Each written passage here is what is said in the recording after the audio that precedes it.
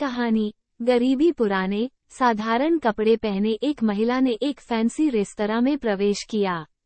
सभी ग्राहक जो पहले से वहां बैठे थे उसे तिरस्कार भरी दृष्टि से देखते हैं। वह महिला फटी पुरानी ड्रेस पहने हुए थी और देखने में गरीब लग रही थी। परिचारिका, होस्टेस, तुरंत उसके पास दौड़ी। उसने यहाँ तक कि अपनी घृणा को छिपाने की कोशिश भी नहीं की। वो बोली, मैडम आप शायद गलत जगह चली आई है। वो बस इतना चाहती थी कि जल्दी से इस बिन बुलाए मेहमान से छुटकारा मिल जाए।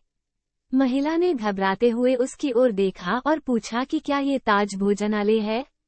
डाइनिंग हॉल में मौजूद लोग कानाफूसी करने लगे और उनमें से कुछ ठहाके लगाने लगे। परिचारिका ने दयनीय दृष्टि से महिला की ओर देखा और बोली, आप सही कह रही हो। ये है तो, पर आप क्या चाहती हो मैडम? तुरंत व्यवस्थापक को बुलाओ। असंतुष्ट ग्राहकों में से एक चिल्लाया, मैंने यहाँ पहले से एक टेबल इसलिए नहीं बुक करवाई है कि कोई भिखारी मुझे खाते हुए देखे। महिला ने अपना सिर नीचे कर लिया और धीरे से बोली, मैं तुम्हारा ज्यादा समय नहीं लूंगी बेटा।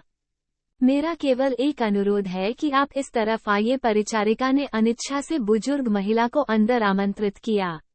वो बस किसी तरह उसे बाकी ग्राहकों की नज़रों से दूर ले जाना चाहती थी। अगर मैं तुम्हारी जगह होती तो मैं सिक्योरिटी को बुलाकर उसे बाहर का रास्ता दिखाती। आपने देखा कि कैसे उससे बदबू आ रही है? वो एक बुरा सपना है। ये सब बोलकर वहां बैठे लोगों ने अपनी भावनाओं को बिल्कुल छुपाया नहीं। महिला मिठाइयों के शोकेस में गई और काफी देर तक उसे देखती रही। वेटर उसे देखकर हंस रहे हैं। वे कह रहे थे, अगर वो यहाँ मुफ्त में खाने की उम्मीद करती है तो उसे कुछ नहीं मिलने वाला है। ऐसा लगता था कि महिला ने उनकी बातों पर ध्यान नहीं दिया। महिला बोली, मुझे बताओ बेटा, क्या लेमन केक को केवल आधा खरीदना संभव है?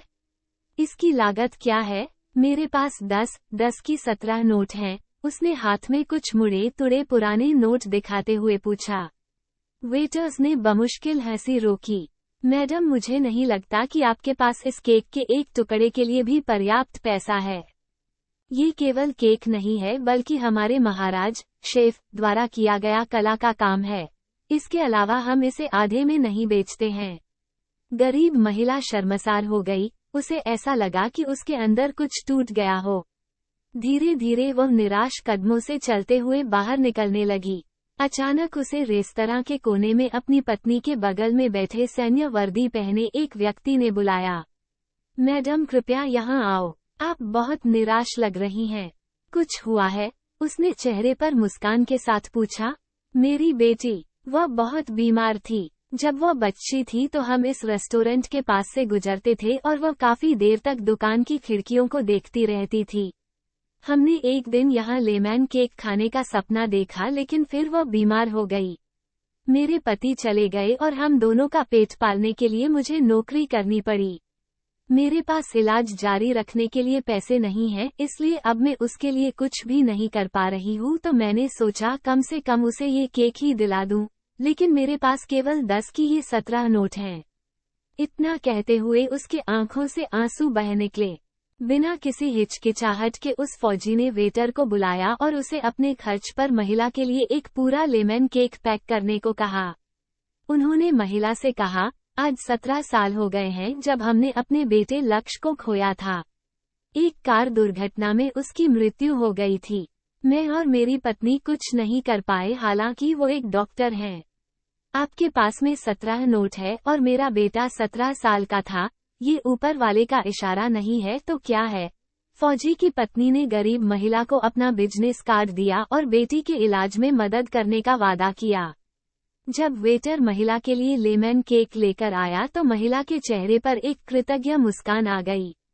उसने फौजी और उसकी पत्नी को धन्यवाद दिया और वहां से चली गई। इस घटना के बाद रेस्टोरेंट में सब खामोश थे। सभी को उस फौजी ने एहसास दिला दिया था कि पैसों से भले ही वो महिला गरीब थी, लेकिन वहां बैठे सभी लोग विचारों से और दिल के गरीब थे, सिवा उस फौजी दंपति के। अब वहां किसी को भी हंसने का मन नहीं कर रहा था।